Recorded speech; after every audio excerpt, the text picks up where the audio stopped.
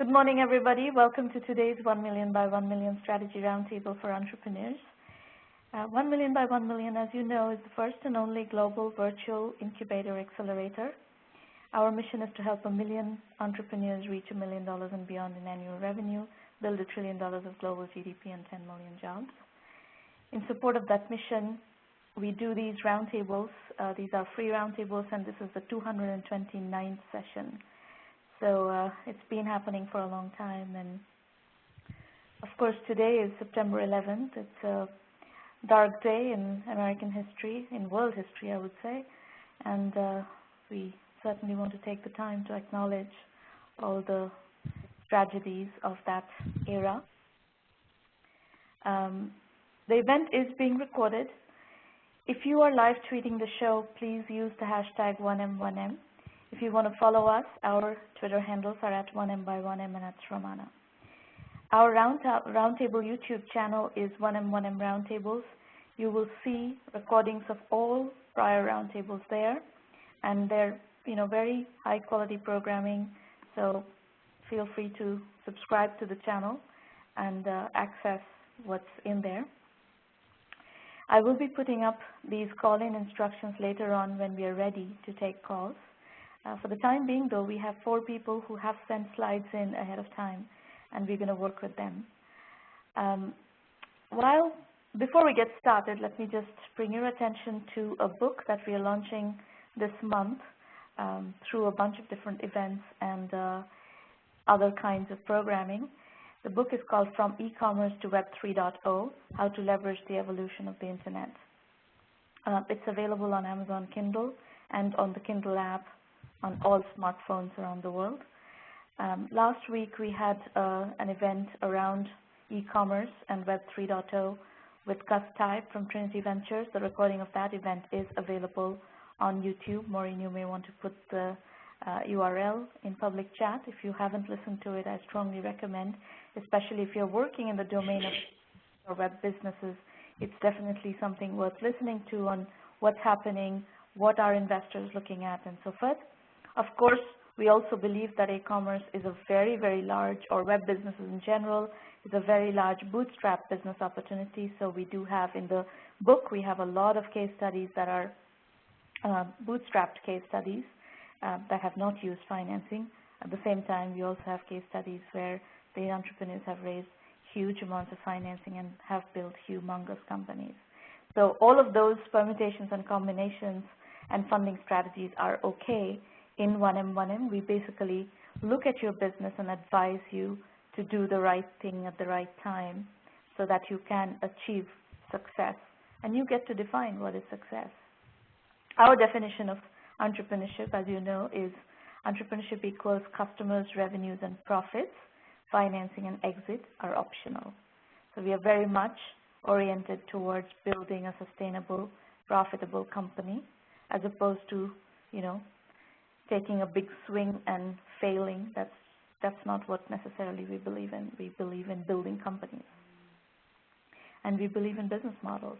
E-commerce happens to be an excellent business model. It monetizes very simply and automatically, and that's why we really like that business model. Okay, we're going to start today with Malesh Reddy, Bangalore-based company. Malesh, if you could unmute your line and tell us what you're working on, that would be great. Right. So good morning and good afternoon, good evening, everyone. My name is Malesh. We have started in Bangalore, but we are also working in Singapore. I'm now in Singapore, talking from Singapore. So we are working on telematics and motor insurance analytical company. We are, as you can see the picture, we are trying to bring down the car insurance premium.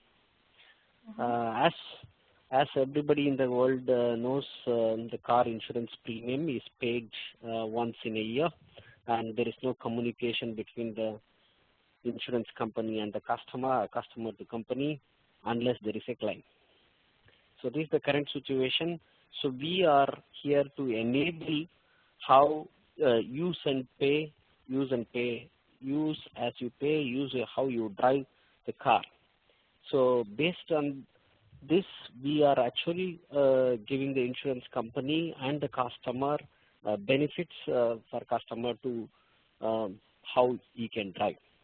Apart from this, we also enabling a telematic reporting of claim. Means any accident or impact, it automatically report to insurance company, and also customer can able to connect back to the insurance company at any time. So these are the key features of our product. Next slide, please. So we have started in 2009, so core competency in telematics and analytics. So then we completely focusing on motor insurance and UBI. Sorry, before slide, please. So we are also working with a couple of partners like Nokia and Intel and Vodafone and Happiest Minds and various partnerships on different technology and hardware, all those things. Then we are also looking, our vision is connecting mobile assets. So next slide, please. So our business model is, as we have started in 2009, we have really focused completely on bringing the hardware to consumer at zero cost. So a completely a subscription-based model. We provide a subscription to insurance company. So we provide a scorecards, usage cards, behavior cards, predictive analytics. Then we also data monetization has been done. So this is the business model which we are working on, and so this enables. Model. Sorry. I don't understand your business model. Who's the customer? Who's subscribing to this? Yeah, insurance company, any motor insurance company in the world. And do you have a customer here? Yeah, we also have a customer already in India, and also we are a customer in Singapore. Okay. So we have. So yesterday there was a big news in India. India is going to roll out usage-based insurance across India as a first step for a commercial vehicles. Any rash driving will be monitored and will be kept in a database. So the government of India has announced. So we are the first to enable the usage-based insurance in India. So we are already working with a couple of insurance companies. Okay. Oops. That was your last slide, yeah? Yeah, that's my last slide. So any questions, I can take it. So I want to keep it as simple as possible. What you put on this slide, achieve revenue target of $100 million in 3 years. Correct. I don't see how you, in 3 slides, you have certainly not told me how that is going to happen. So this just sounds like a completely offbeat idea. No, okay. Let me put into the picture. I mean, let me answer in summary. How we are going. If you see that currently there is in US itself there is 220 million cars. In Europe 350 million cars. In Southeast Asia at least 200 million, and India is another 40 million. So if you put together, it's almost 800 million cars are there. So the market size is 600 billion revenue. Currently, annual premium is paid by end customer. Currently, UBI is being used in US by Progressive Insurance, usage-based insurance, and also there is a couple of players in Europe. 1% of customers are using UBI. If you see now, the motor insurance companies, this is the next disruptive technology they can use. Currently, motor insurance premium is just competing based on the cost, nothing else. There is no uniqueness to the customer or to the insurance company. So that's the first thing. Then second thing is, this is the best customer can really enjoy. Across the world, only motor insurance premium is paid, and 12 months customer is not getting any benefit. But that's Any none product of, is, none of yeah. this speaks to my question. How do you get in 3 years to $100 million in revenue?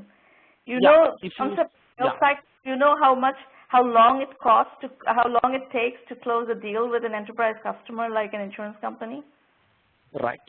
No, we already working with from past 8 to 9 months. We already because it's all deal need to be set ready. Then the role will start automatically because the insurance company will go by 4 segments. Because say example, the insurance company A has What got. I'm telling you, Malesh, is that you have a completely impractical. Okay. Because enterprise deals are take a long time to close and to roll out. Okay. It's going to take you, if you're trying to do enterprise deals, it's going to take you somewhere between 6 to 12, maybe 18 months to close deals with each insurance companies. Then it's going to take a long time, and I don't even know how long, for these insurance companies to be able to fully roll out your solution, this UBI solution, into their customer base. So how do you get to 100 million in revenue in 3 years? No, it's not a practical idea. No, if you see the service anywhere in enterprise, CapEx is the number one. As we do not have any CapEx investment need to be done by insurance company, so we assume the deal will fast forward. It can cut short the timing because there is no assume CapEx all you want. I'm telling you, whether it's CapEx or OpEx, we deal with SaaS companies, you know, day in and day out. You do not get to $100 million in revenues in 3 years. Please try to understand your segment, your industry, how the industry operates.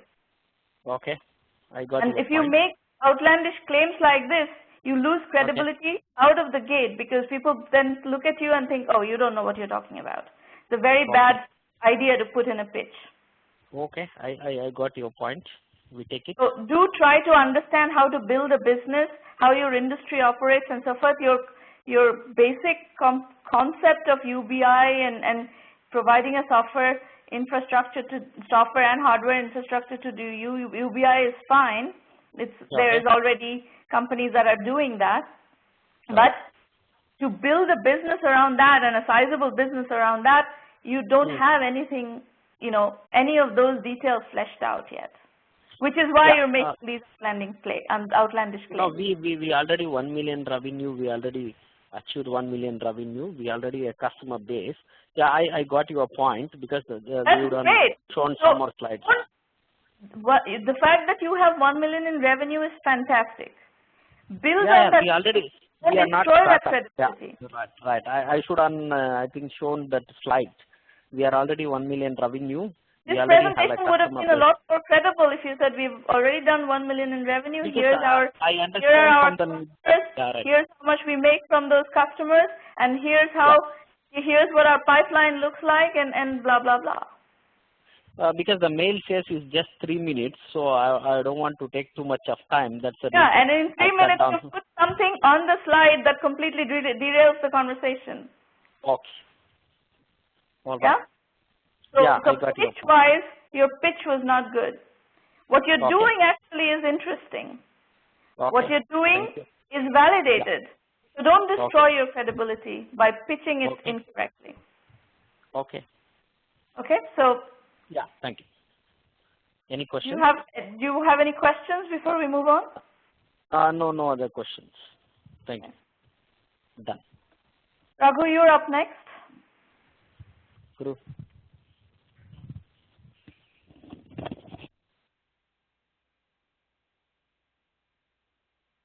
Raghu, are you there?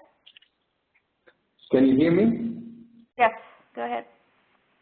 Okay, so my name is Raghu Ramanujan. I'm the founder and CEO of Full Circle, based out of Bangalore, in India.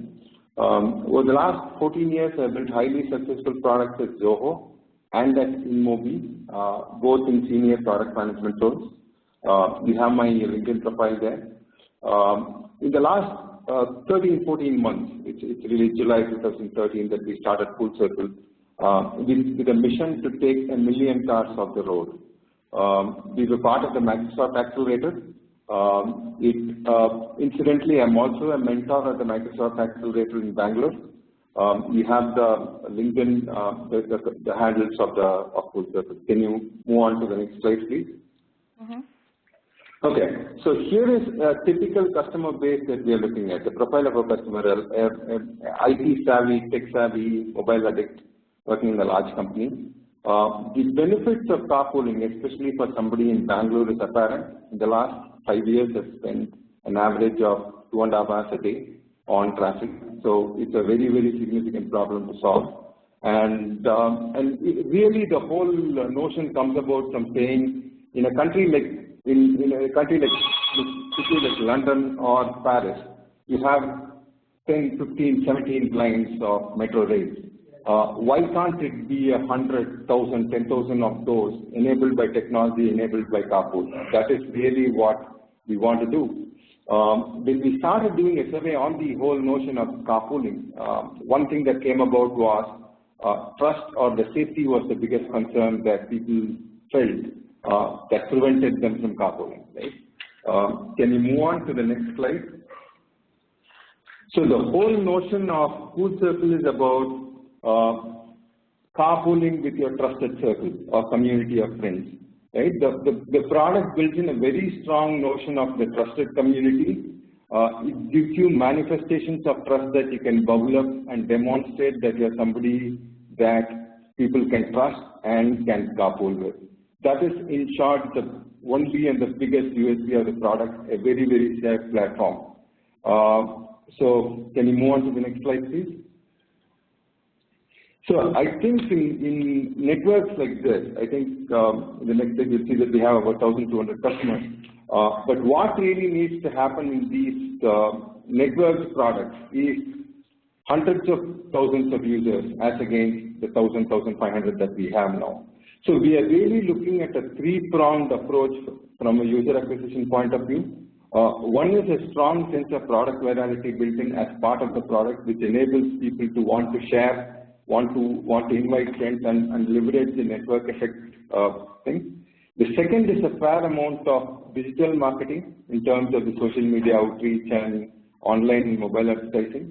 The third and one of the factors that we are looking at is also channel-based acquisition of users. Right? When you look at the four options that I've looked at, they have one common thread that make carpooling work in each of these stages. Right? For carpooling to work, you need density.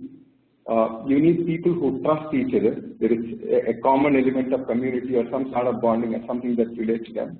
And you also need somewhat similar schedules for the whole thing to work. Right? So which is why we work with enterprises, apartments, events, and we're starting to talk to a couple of online ticketing platforms to see how we can acquire users in large densities as against 1 and 2. The focus is to build the whole thing out in Bangalore and then expand it to other cities. This is our user acquisition plan. Can you move on to the next slide, please?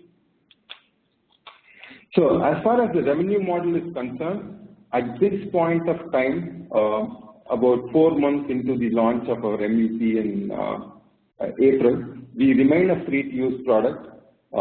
It was a conscious move to play it that way because we wanted to remove the friction point for some of the channels that we worked in.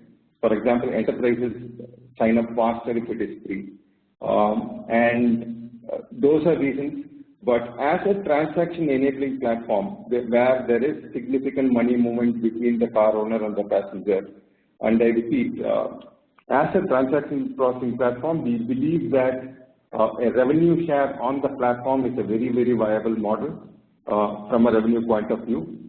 The payments will be made through the platform and Full Circle will take a portion of it, very similar to what Airbnb does.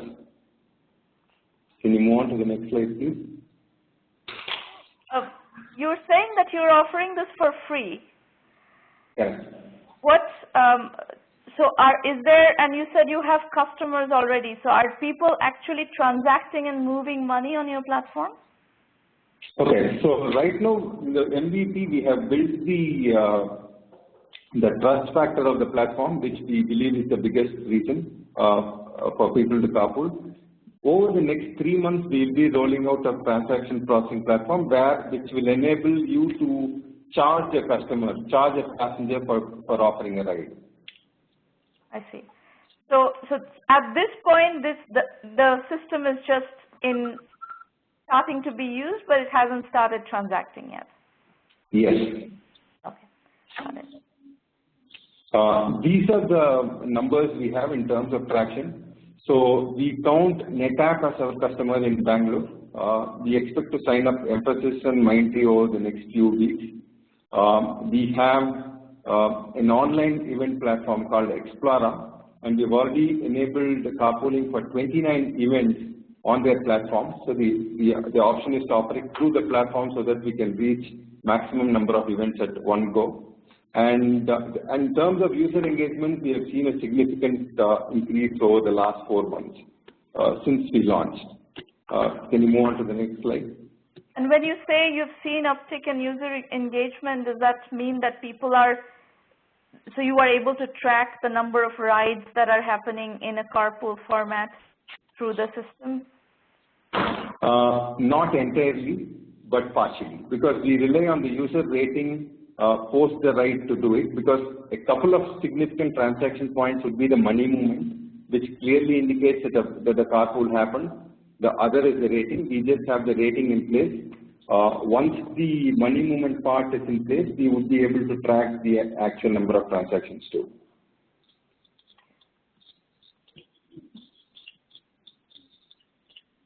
Hello, Ramana, can you hear me? Yes, go ahead. Yeah, so I can take your questions first before we move on to the questions I had from you. Well, I guess there are many questions. One is customer acquisition. So are you working with enterprises? Are you working with apartment complexes that have large concentrations, large densities of people? Are you working with platforms that support apartment complexes? There are many customer acquisition angles that will, give you clusters of people, right? And that's kind of what you want to do. Yeah. Okay, so we are actually working with enterprises. We look at enterprises as a channel and not a customer. It is a B2C business that we want to build. We want to own the user at the end of the day. That much is clear. As far as aggregated apartment platform is concerned, we are still in the process of reaching out to them. We don't have a partnership. But as far as apartments, we have 4 apartments in Bangalore that are promoting our product in an active way to their residents. And we have 3 enterprises who are already talking to their employees to use our service. And Explora is another event platform that enables the event organizer to roll it as a service to their attendees. So my take would be that the most efficient customer acquisition strategy would be to work with apartment platforms and kind of integrate with them. That's my opinion. So go to your questions. Yeah. So there is clearly the tactical near-term what we spend every waking moment of our life on carpooling, right? At a larger level, we envision ourselves being a marketplace for any form of peer-to-peer sharing, which is largely driven by user-driven categories in the community. We see the initial building blocks that we are building as merely the building blocks will enable the community to come together, and then once these transactions start happening in form of carpools, it could potentially help us expand into possibly car rentals, peer-to-peer car rental. I don't use my car over the weekend, I can rent it out over the weekend, and other form of peer-to-peer sharing, right? That is really the vision we want to take this to. We are fully aware that the first step of carpooling needs to get going and help us acquire customers in order to make the long-term vision possible. My question is, in an investor pitch, how do you balance this long-term vision of the eBay for the sharing economy? And on the other hand, a more tactical, this is what we're doing, this is carpooling. Yeah? How do we balance that? I struggle with that. So the first thing I would, if you were pitching this to me, I would want to know is what is the total available market size for the carpooling business? Okay. And depending on that, I would make the decision on what else to pitch investors and how to pitch. So if the carpooling business is a sizable business in its own right, and this, by the way, I'm not interested in bottom-up, pie-in-the-sky kind of TAM analysis. I'm interested in very granular, hardcore, bottom-up TAM analysis. Top-down analysis is not useful to make these decisions. But bottom-up analysis, very granular, very model-oriented, that's what I'm interested in. And I'd like to know, based on that, if this is a business in its own right that is fundable. You're asking about funding. The whole question is around funding. So is that a fundable business? If not, I would look at, you know, what does these other types of sharing, and you can't really say that you're going to be a broad marketplace for the peer-to-peer sharing economy. You're going to have to be granular again. What are you trying to talk about, share here? Is it car sharing? Is it, you know, apartment sharing? Is it the same customer base that you are getting access to? What are their other sharing needs? That's really where you're going. Okay. So I would again basically scope out what those are and what are the TAM, you know, forecasts for each of those and the TAM models for those, and that's really the way I would pitch it. Okay, so to give you a sense in terms of numbers, I mean, I'm not sure whether you would consider this a top-down or a bottom-up. A company called BlaBlaCar in France got funded about a month back to the extent of $100 million from Axel Partners. The model that they follow is very similar to ours and quite different from what a Lyft or a Uber X does. Right? What we are talking about is peer-to-peer. I'm going from point A to point B. I'm taking other people along. That sort of model, as against Lyft, which does a more of I have spare time. I can be a driver. I can be a cabbie. So yeah, BlaBlaCar. The problem with I'm familiar with the BlaBlaCar deal. The problem with your situation, it's not a direct comparable. It has some synergies, but the Indian consumer, you're pitching this for the Indian market. So the Indian consumer's behavior is not the same as the European consumer's behavior. Europeans live in a fairly concentrated country, like a Brussels to Paris distance, car ride distance is a very short distance. And people travel that distance all the time. So question in working out your details is going to be, what is the usage behavior of your customer base? Like you're talking about the urban Bangaloreans, whom you're going to bring into the carpool model, and then from there on go into other types of sharing. So what other behavioral do you see in those? Are these people taking long rides that would warrant that kind of travel? But if that's not the case, if that person, that urban consumer that you acquire, their main behavior pattern is they're not from Bangalore. Some of them are from Bangalore, but many of them are not from Bangalore, and they're flying to or taking the train to Delhi or Calcutta or Bombay. That's a very different usage model, in which case the BlaBlaCar deal, the model is not going to apply. Okay. One reason why we believe it could apply is one of the charters for BlaBlaCar in their usage of the $100 million is to expand into emerging markets, including BRICS. They've openly mentioned Brazil, Russia, and Turkey, and India, right? And yeah, but I get the broad point you're making. Yes. And I think my critique of the BlaBlaCar deal is that if that's what they're saying, they haven't thought it through. A lot of deals happen in the marketplace. And then just because a big investor has invested in that deal, and you know, any $100 million kind of investment, I raise my eyes a little bit because there is always a feeding frenzy that goes on in later stage venture capital. Companies that are perfectly good, solid companies often get corrupted by an excess flow of venture capital. So I would prefer, as far as my philosophy is concerned, and as far as the 1 million by 1 million philosophy is concerned, we try to be very thorough in our assumptions, and our focus is on building businesses, not in raising gobs of venture capital.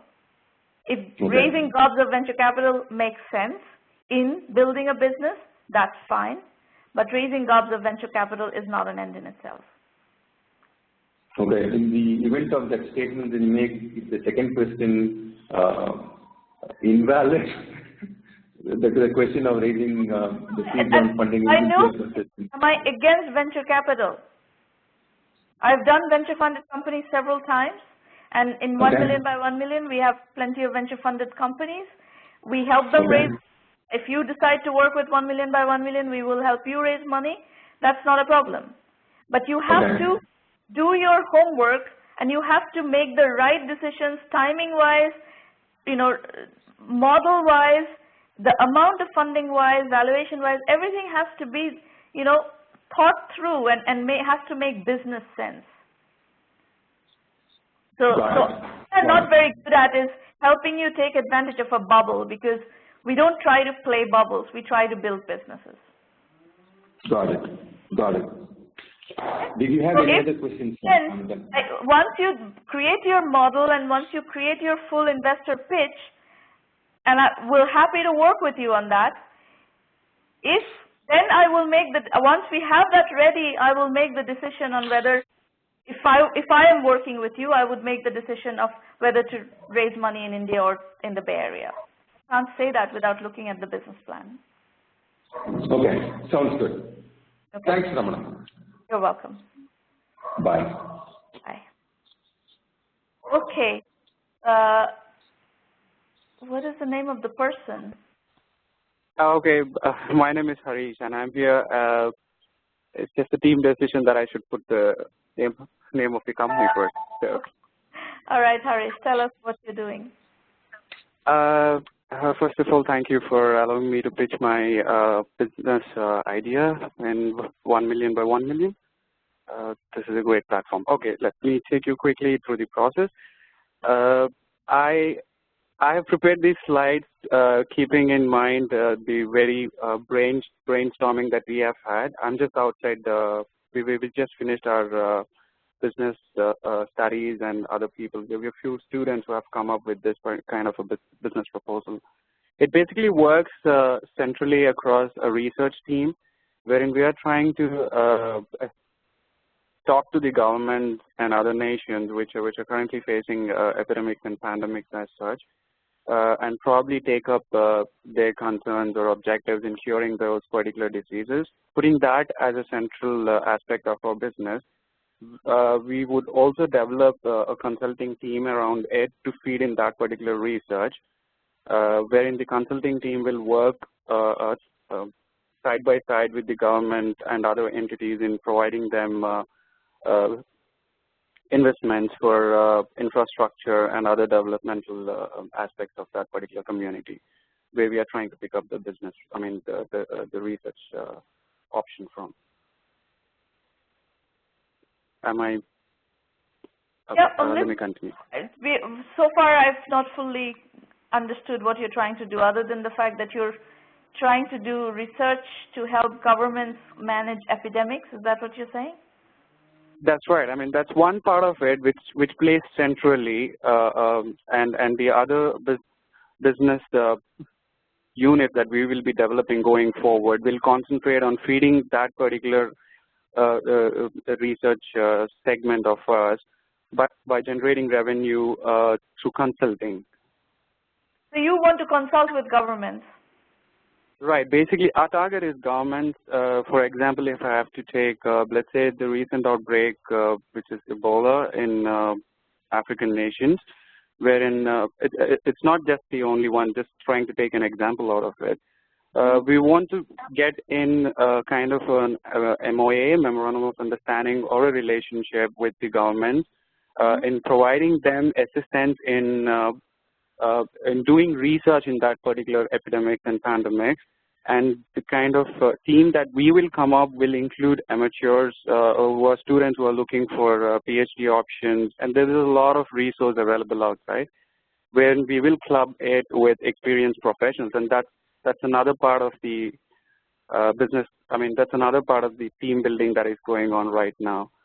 So we are in touch with my first comment is that selling to governments is a very, very time-consuming affair. I definitely understand that. So since I'd like to talk a little bit about myself. I've worked for 7.5 years in India for various investment banking organizations, and I've come to UK to do my master's in international business management for the past 2 years, wherein there are specific contacts that we have raised through my past work experience, and at the same point of time, my friends and colleagues who are there here around us. I do understand the time factor. It definitely takes a lot of time, but considering the fact that there are certain contacts that we are looking at at a very close level who would probably allow us to launch our plans with the government. When I mean government, they can be board of advisors who are taking care of the healthcare issues in the particular areas. And it's a time-consuming. What government are you talking about? Are you talking about, like, when in the case of Ebola, are you talking about consulting with the Liberian government? That's right, ma'am, I am. And do you have contacts in the Liberian government? That's right, ma'am, yes. It's not particularly Liberian government, it's East African and West African wise, and there are a few business contacts who I have come across when I was working in investment banking back in India. So I want to use those contacts. Have you, look, consulting is very simple. You either can sell consulting or you cannot sell consulting. So the best thing would be for you to go test it and see if you can do it. I have nothing to say here. Okay, the other part of it wherein I would like to... Many years, and I know the ins and outs of selling consulting. I definitely understand that part of it, ma'am. But the basic thing why I wanted to participate in this roundtable conference is probably not to look for options and trying and selling my business idea and probably get an investment assistance or investment guidance in it. The only reason why I thought I will take part in this is to probably understand how best I can strengthen my business plan. So if there's anything on those lines that you can provide, that'll be really great help for me. And I also wanted to put a small note here wherein there is an edge to it because we are not sounding a regular research team who actually sits for 4 to 5 years and probably come up with a solution or a long term. We want to use the technology and we want to construct something which is similar to, I don't know if I can take a name, which is an inspiration used by Gatorade. They've got some social media networking platforms which they use to analyze more markets and other stuff. I mean, I want to use the same concept here wherein we would want to have a dashboard constructed with specific analytics connecting worldwide information about the research topics that that this particular team is involved in. Okay, so Harish, my take on your whatever you've presented so far is it's very nebulous at this point. You have to concretize this many times over, and that process, yes, we can help you with. That is what we do. Every single entrepreneur in the world starts with a nebulous concept. 1 million by 1 million, when I first wrote my New Year resolution in 2010, was just a concept. I had no idea how I was going to develop that concept, or what we were going to bring to market in terms of product or service, what the program was going to be priced at, how it was going to be architected. None of those were clear to me. And today we are approaching the end of 2014. At the end of 2010, we actually launched our minimum viable product, and we continued to build on it. And at the end of 2014, I think we quite understand what we are doing and what that program looks like, how we are helping people, how we are charging people, all of that stuff. So the fact that your idea is an early concept and it's nebulous, this is not a problem at all. This is why we are here. We want to help you develop that concept into something concrete. But I can't do that completely. The level at which you are, you're going to have to use the program to develop the concept. Sure, will do.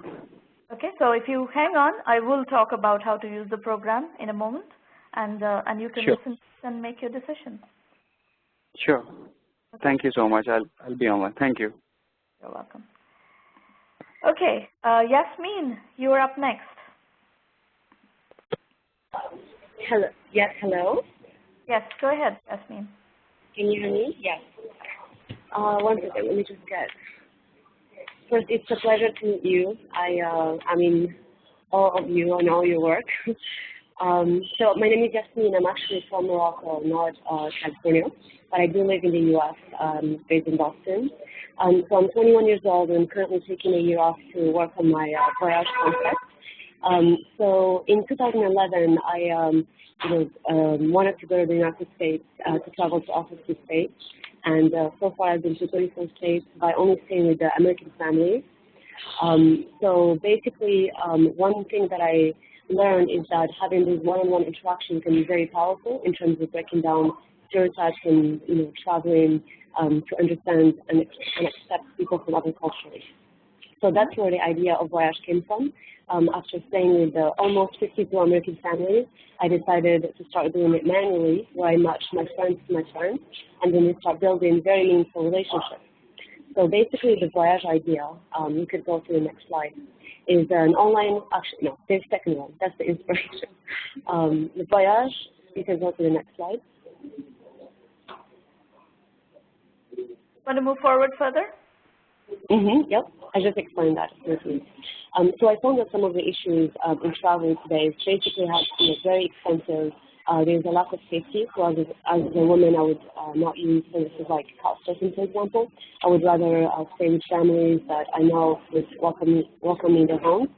Affordability and cultural experience. So how do I ensure that when I go to India, I really get to learn about the Indian culture firsthand instead of staying in hotels or with people that are not from there. So having like a local eye experience.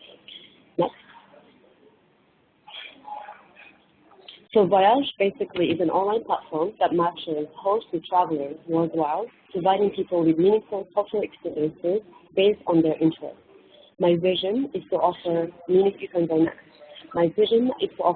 connections for people across cultures with affordable travel to become enlightened citizens in this increasingly interconnected world. Next. You can go again. Next. So the distinction, basically, I'm emphasizing on safety and matching. So I'm doing matching algorithm in a very strict certification process. And those are the two aspects. I want to identify Voyage ambassadors from all over the world, the people who actually care about social impact, and make sure that Voyage team would work with its users every step of the way to provide personal attention throughout the entire process to make sure that they have a successful journey. Oh, go ahead. Yasmin, I'm going to start asking you some questions because reading a lot of text on slides is not a great way of presenting. Okay. How do you propose to build this into a business? Who's paying? The travelers are paying a matching fee, and then the hosts are interested in the quality of travelers that they're seeking to Voyage. So everybody is basically going through a background check, personal interviews, and to make sure that we're accepting people who are interested in having that cultural exchange and educating people about their cultures and places where they come from. So the travelers pay a matching. Exactly.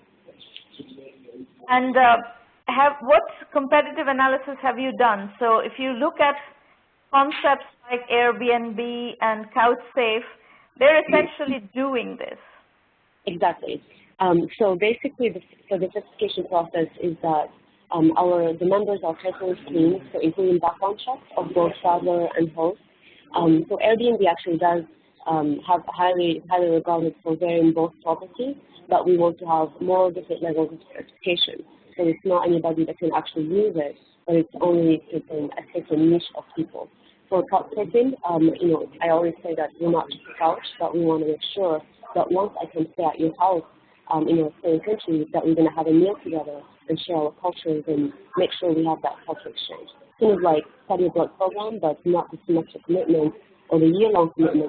One thing I have to point out to you is you need to talk slower, because we just did 3 or 4 presentations, and for some reason you were extremely difficult to understand, and I don't know why, but you are very difficult to understand.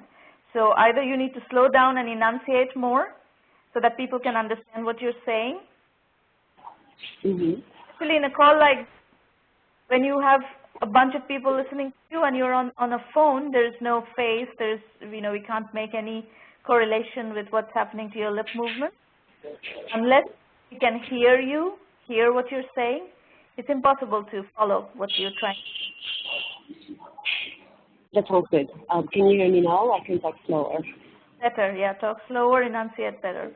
Okay, so your concept is fine. I don't see a problem with your concept, but I have kind of the same, and it's a validated concept. There are people like Airbnb and others that are doing this concept, and you're trying to do a subset of that with a slightly different spin, which is more of a cultural experience for students and so on and so forth, and all that is very well.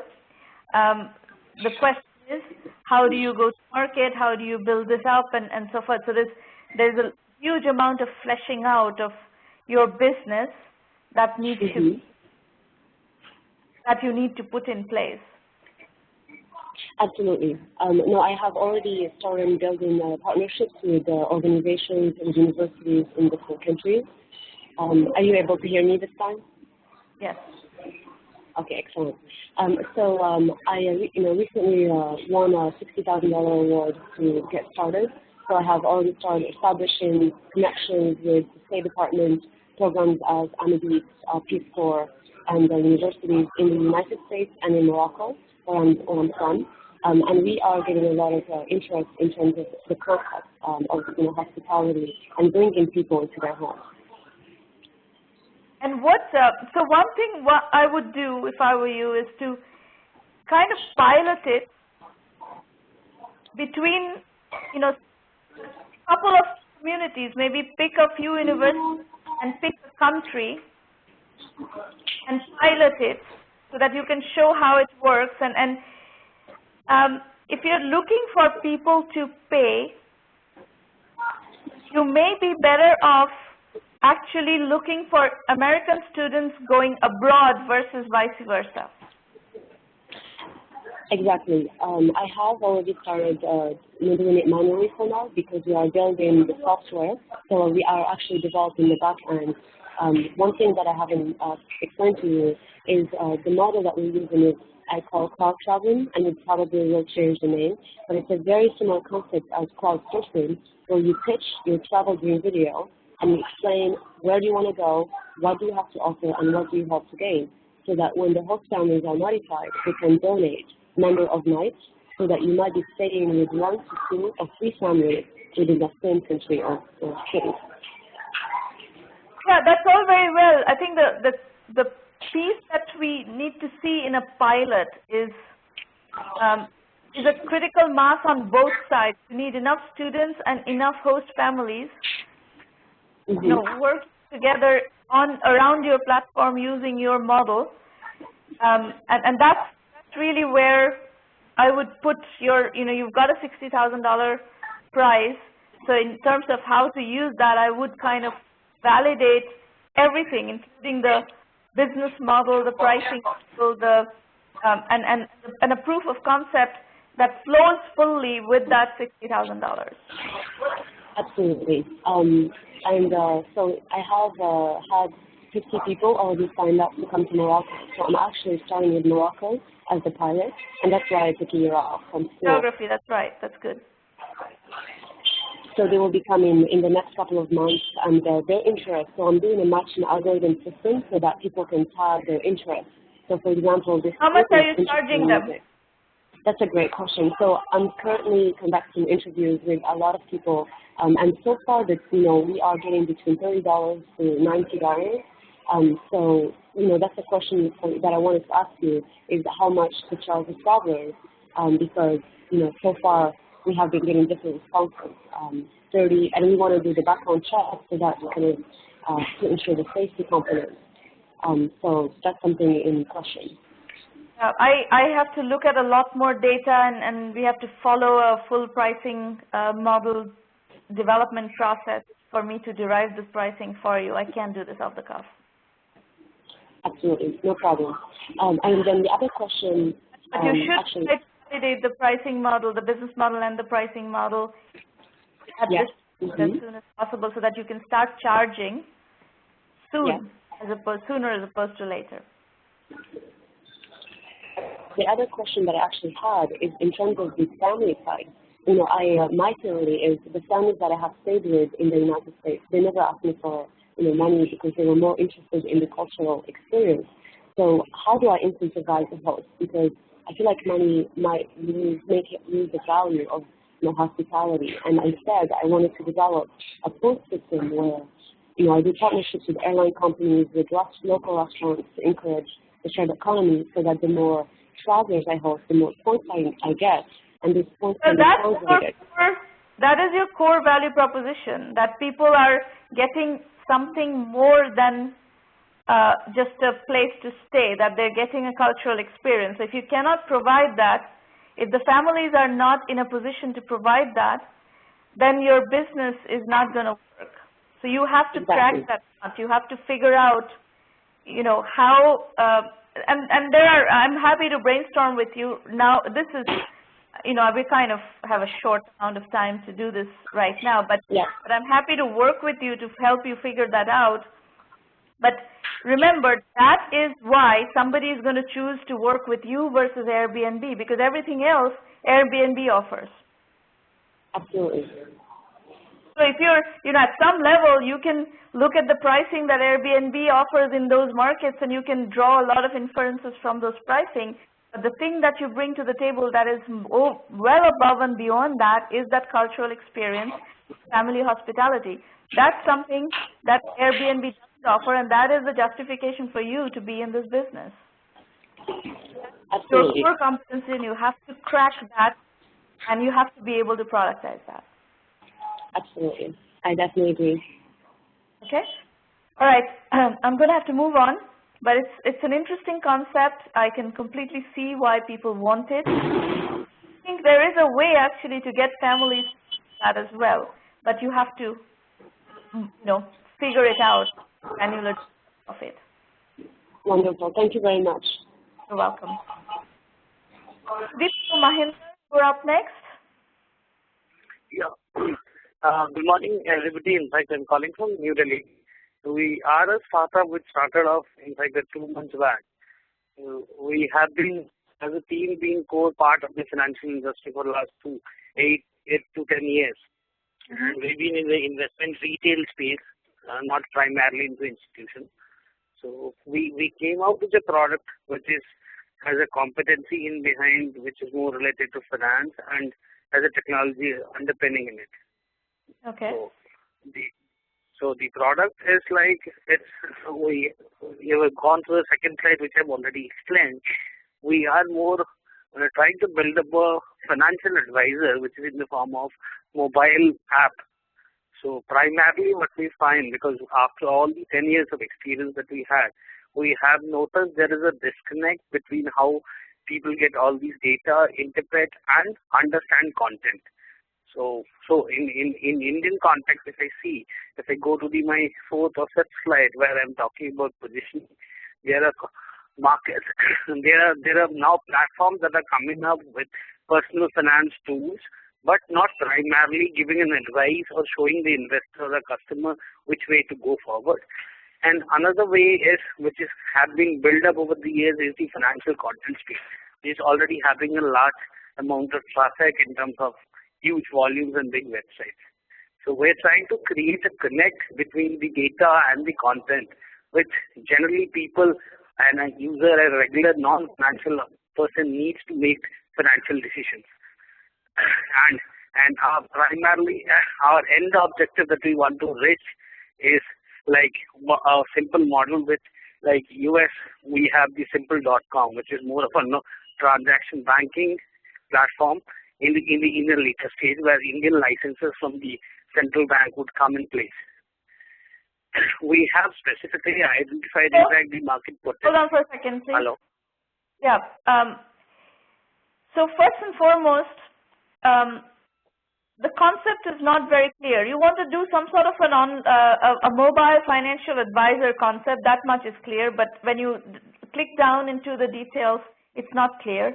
And the props that entrepreneurs tend to use to help things become clearer, your prop is not working. You have put so much text on this one slide, and the text is so small, nobody can read anything. This is not the way to use slides. If you want to use slides effectively as a prop to your presentation, if your own presentation skills are not up to snuff, then you should use a bullet point. You know, in one slide, there should be one point that is in large text, and it's not too much text, so that it makes your point and helps people understand. Okay. Okay? You understand me. So the presentation skills are important, especially, again, you have a nebulous concept, naturally, because you're an early stage startup. Of course you have a nebulous concept. The point at which you have nebulous concepts, props help, and you have to take advantage of those props so that people on the other end who have more experience can extract the nuggets from it, but you have to give them stuff with which they can extract the nuggets. So far, all I've got is you trying to do a mobile financial advisor. Yeah, definitely. But I haven't got any of the details of it. Pardon? I haven't got any of the details of it. It's a mobile financial advisor, which primarily works like a financial health app. So there are a lot of these health apps which are in place, and we're trying to build a financial app which is in the financial wellness space. Is this a budgeting? Is it making investment decisions? What are we talking about? Is it a The product is an investment decision phase, but minimum viable product that we are starting up, because the product will be launched within a month period. Minimum viable product that we're launching on, we're primarily focusing on savings on the first instance, which is like the financial decision which any user would make, and later on move to the financial and the investment decision part, where we'll be empaneling advisors and on all those stuff. So when somebody if it want to take you to the customer journey, it's like a customer logs into the platform and starts budgeting on the platform, or start entering the expenses, or maybe stuff like that, because a lot of transactions in India are done on cash and banking transactions. Primarily, credit card transactions are very low in India. So we have kept the entry point through maybe where lot of Indians experience their data gets lost. So it is one point of entering that. Based upon the data analysis, the system throws certain information and tips which gives them a state of financial wellness. So we have built a health score around, depending on spending pattern through different vehicles and categories where you spend, you are able to get certain recommendations to the platform. What is your financial health like? And if the health is not okay, the platform also throws you certain what you call a deal in a regular sense, but it's a deal more concentrated on the way you spend money. Okay. So it is that way. So we are not only helping the consumer in not only tracking all these data, but also giving him necessary feedback and necessary alert and tips how to utilize the money better. But also, if the problem persists, we are helping them to save more in the initial phase. So I see a customer segmentation slide up here, which is a very, very broad customer segmentation, and I can, my take on your customer segmentation slide here is it means nothing. Okay. Because it's too broad. Because primarily that we're looking Hold on. To be able to do what you're proposing to do, you're going to need to pick a customer segment and really understand that segment and be able to address, like somebody in the 5 to 34 age group who doesn't have any money to invest is a very different category than somebody who's working a very well-paying job and has money to invest. These are very different segments. Yeah, I do understand. That's why the initial product that we are coming at, and where we are looking at adoption, it's more related to savings and the regular spending that people do. So if even a person who's not in a very high paid job or maybe getting 10,000 bucks as per Indian currency in a month-on-month basis, can be a customer of a product where he can achieve save something. That's wrong strategy. That is where your positioning is wrong. Positioning requires tight customer segmentation. And trying to be everything to everybody is absolutely the wrong strategy as far as positioning is concerned. You're trying to be everything to everyone, and that's just not going to work. So how you recommend to do things going forward? You need to understand how to position a company and how to position a product. Okay. And I mean, I'm happy to teach you that. That's something that we deal with extensively in 1M, but then I'd have to do that in the program. I can't teach you positioning in 2 minutes, right? Definitely. Right? But it's okay. What you're trying to do as a concept is fine. You need to find the segment where there is adequate usage potential, and you understand that segment's needs vis-a-vis your financial advisor product better, and you scope out the product appropriately so that you have a shot at building something that people are going to use and pay for, most importantly pay for. Okay. I do understand the point that you're making. So I have to very much specific about the segment and the characteristics of the segment, so that I can when I move to a later stage, I can have a better understanding of the customer uses the platform. Yeah, and a lot of these other slides actually right now they don't mean anything, because until you have the positioning and until you understand your target customer really well, everything else is kind of high-level stuff. You search engine optimization, social media, these are very broad things. The deeper understanding of how to get to that customer will come once you identify that customer and know that customer's behavior. Okay? So as a nebulous first-level concept, fine. You have to flesh it out. You have to get to the specifics. Otherwise, you will not be able to build a business. Okay. Okay? That's fine. That's a great advice. You're very welcome. That's our last presenter for today. I'm going to spend a few minutes explaining to you how to use 1M, and then we can do some Q&A, whatever it is that you want to talk about. As you saw me saying over and over again today, and is that you can start with a concept, but very soon you have to put in a tremendous amount of work to flesh out that concept and get to the specifics and the details of every element of how that concept becomes reality and how it starts to generate revenues and profits and so forth. That's the journey of an entrepreneur. It's not an overnight journey. It's a journey that takes a lot of commitment, a lot of sacrifice, because in the short term you're not going to be making a lot of money. That's what entrepreneurs do. They put in a lot of work, and they have to take a lot of risk, with the hope that at some point they're going to make a lot of money. That's why entrepreneurs are entrepreneurs. And that journey is only sustainable by people who are very serious entrepreneurs. And those are the kinds of entrepreneurs we are looking for. We're not interested in the fly-by-nighters. We are not interested in the people who are looking for instant gratification, who think that entrepreneurship is some glamorous, thing that you do for a few months and then you're a millionaire or a billionaire. That's just not our interest. We are interested in people who are serious about building a business. And if you are that entrepreneur, then we have a lot of resources for you.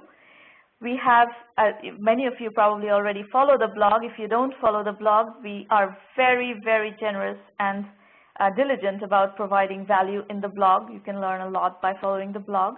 The Entrepreneur Journeys book series, we've already published 9 volumes of Entrepreneur Journeys, and they're all available on Kindle. And they each address specific areas of entrepreneurship. And we will continue to publish these books. They're a very, low-level entry point from a pricing point of view to the 1 million by 1 million program, and it starts to, bring you and make you familiar with a lot of the lessons of the program. Of course, there is a lot more in the program itself in terms of methodology and a comprehensive, MBA-style entrepreneurship program. This is what the site looks like. There's a ton of videos that will help you understand the program. These roundtables happen every week. We actually have over 25,000 people who have attended these programs at this point. This is our 229th roundtable.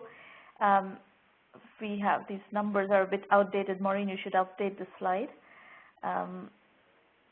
If you want to book a slot to pitch, please go to the free public roundtable page and register to pitch. And Maureen will find you a slot in one of the upcoming sessions. We have plenty of upcoming sessions all through the fall. And if you just want to attend, that's also a very good way of learning. Our philosophy is case study-based learning. So you not only learn from your own presentations and your own discussions, you also learn by listening to other people's pitches and dialogues around other people's businesses. And that's the benefit of a community of entrepreneurs working together in this mode from around the world, is that we get to learn from one another. The premium membership in 1 million by 1 million is a $1,000 annual membership fee. And in that, we offer you extensive methodology guidance on exactly how to put one foot before the other. If you need to learn positioning, we'll teach you positioning. If you need to learn market sizing, we'll teach you market sizing. If you need to learn positioning, value proposition, validation, every single piece of the entrepreneurial journey is very, very deeply addressed in the program, in the methodology, and we will shepherd you along through your process. That's why we're here. We have an extensive curriculum. We help you with business development, potential customers, channel partners. If you're fundable, then investors, you have to get to fundability. If you want to fund your company, you will need to get to the fundability stage, and we will shepherd you through that phase as well. And then when you're ready, we will introduce you to investors. We also help you get access to media, analysts, other advisors, people who are going to help you move your project along. And we have strategy consulting, mentoring, coaching, whatever you call it, interactive versions similar to these, but for members only, which are much more in-depth sessions, because you are also getting the benefit of the premium program curriculum and methodology to support you through the process. You look at the $1 Million Club for case studies of our successes. The 1M1M ROI equation is $375,000 plus 5 to 10% of equity. That's what it would cost you if you try to access something similar to 1M1M in terms of value and resources. But we only charge $1,000 annual membership fee, and we do not charge any equity. So it's a very entrepreneur-friendly program, and you're most welcome to use the program for as long as you need to. We don't graduate people and throw you out in 3 months, because we believe that it takes many years to build a business, not 3 months. So you can use the program for multiple years as you are making decisions and developing strategies at different stages of your evolution. I actually don't know of any incubator or accelerator that works with you in this extended kind of business building mode. We will give you lots of orientation material on how to use the program effectively. However, your success is dependent on how you use the program. It is like a gym. It has lots of machines. You're going to have to use those machines to get in shape. We cannot, just by joining the program, you're not going to succeed. You're going to have to participate in the program. The self-assessment page on the website is something that I recommend you use to ask yourself these questions, because these are questions that anybody should ask about a business. And you should think of yourself as an investor in your own business, so ask these questions of yourself as you're building the business. There's tons of information about the premium program in the website, and there are video FAQs, all sorts of things that will help you make your decision on whether or not you want to join the program and use the program. We're not going to do a lot of selling. We think you're intelligent people, and you should decide whether this is the program for you or not. It is not a program for everybody, because it is something that requires that you are self-motivated and you're going to be ready to do the level of hard work that we need you to do to get your business going and to the next level. But if you are willing to put in that work, we have already seen a lot of success. We know the program works, we know the methodology works, and we are very, very happy to work with you if you choose to have us as your, methodology, so to speak, blueprint. The way we deliver the program is through case studies and video lectures. We've been developing case studies since 2006. We've had over 600 successful entrepreneurs come and participate in the case study and curriculum development, and we have synthesized all that into a really powerful curriculum with video lectures, and we also give you the case studies to attach to those video lectures to learn specific topics.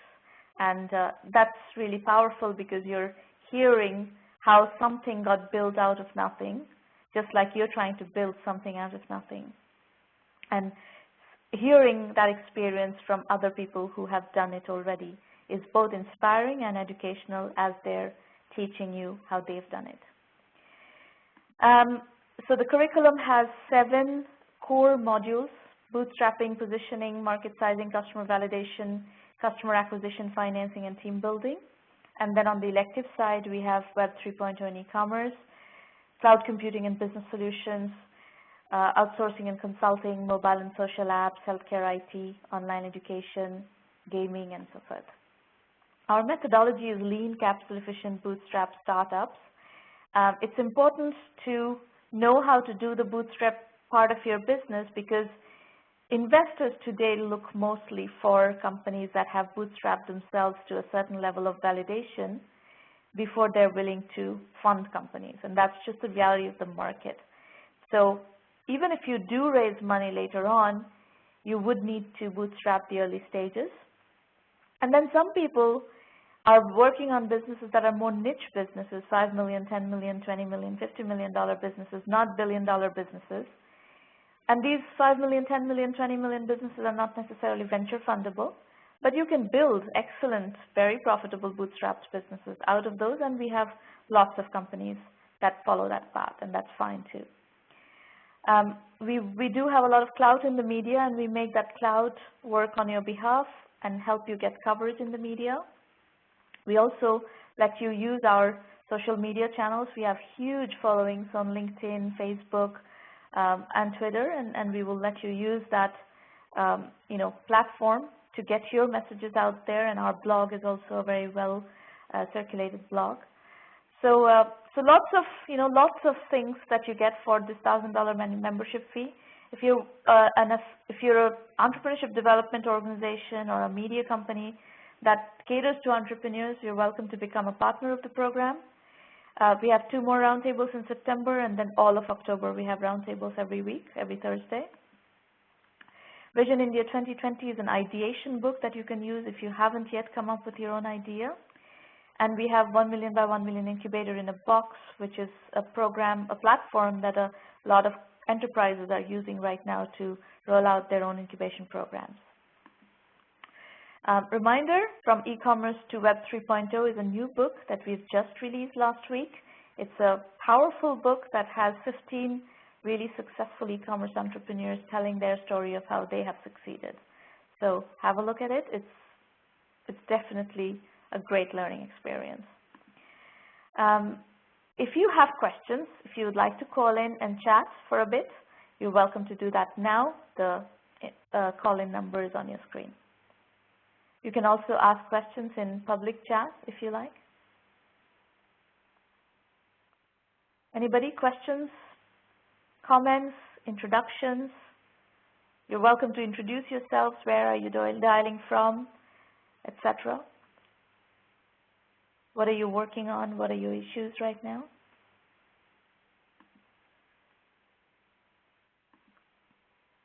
And while you're doing that, let me introduce you to Irina Patterson. Her phone number is 786-301-2456, irina@1m-by-1m.com. If you have questions about the 1M1M program, you can talk to Irina. And her Skype ID is Irina_Patterson. Something is happening to the formatting of the slides, Maureen, that needs to be addressed. All right. Anybody? Questions, comments, observations, introductions?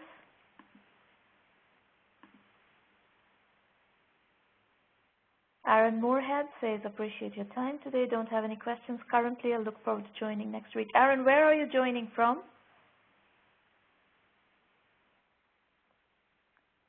Jason Feimster, Executive Director of Startup Wonk, Business Incubator in Washington, D.C. Want to say this is an amazing concept. Thank you, Jason.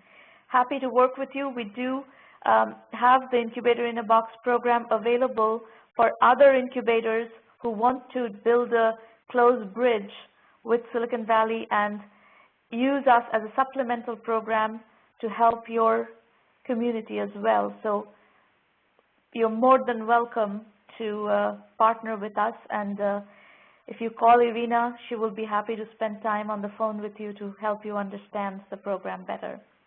Aaron is from Cambridge, Ohio. Aaron, what are you working on?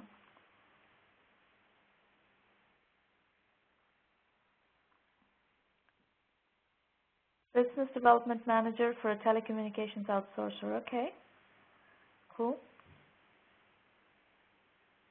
And are you looking at doing a startup, or are you trying to get help to build the company that you work for? What is the impetus for coming here? Personally, working on a junk removal service, recycling. Okay, interesting. Anybody else? Always fascinating to see what people are working on. It's I'm endlessly amazed at the creativity and the energy and entrepreneurship out there, and it makes me feel really that this is all worthwhile doing.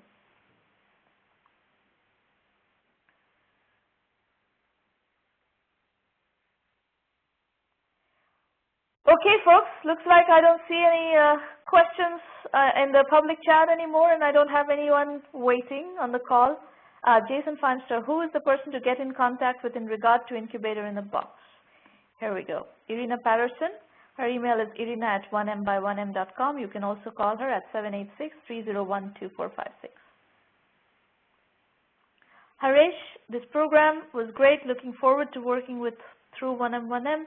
Haven't had much time to explain the concept. We'll be glad to share it next time. Okay.